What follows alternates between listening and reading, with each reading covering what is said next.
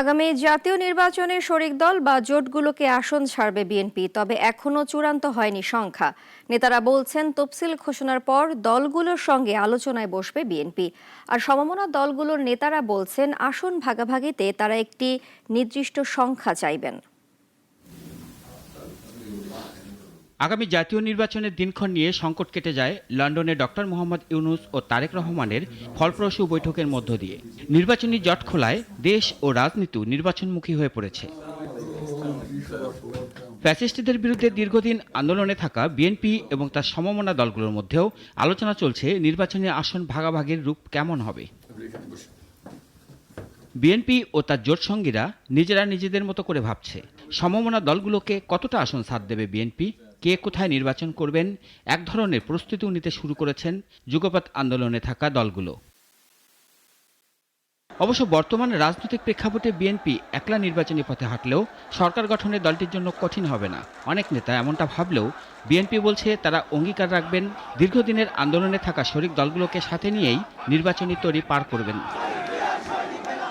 সে লক্ষ্যে বিএনপি শরিক দলগুলোর সাথে আলোচনাও শুরু করেছে, তবে আসন নিয়ে এখনও চূড়ান্ত কোনো আলোচনা হয়নি। দলটির নেতারা বলছেন দীর্ঘদিনের পথ চলায় সমমনাদের বঞ্চিত করবে না বিএনপি।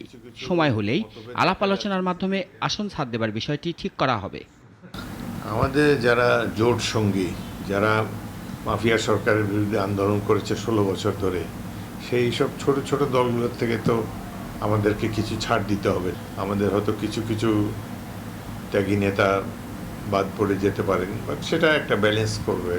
নির্বাচন কাছাকাছি এলে দেশের রাজনৈতিক পরিস্থিতি দেখে তখন আমাদের জোট সঙ্গী দলগুলোর সাথে মত বিনিময় করে আমরা একটা ঐক্যমতে পৌঁছতে পারবো বলে আশা করি। তবে আসন নিয়ে কিছুটা সংশয় রয়েছে সমমনাদের মধ্যে। কতটা পাচ্ছেন তারা, সবার জন্য মিলবে কিনা, নানা প্রশ্ন রয়েছে তাদের মধ্যে। এটি নিয়ে আলোচনাও শুরু করতে চায় তারা। এইটুকু বিএনপির পক্ষ থেকে আছে যে আমরা একসাথেই করব। এখন একসাথে আপনি একটা দিয়েও করতে পারেন, 10টা দিয়ে করতে পারেন।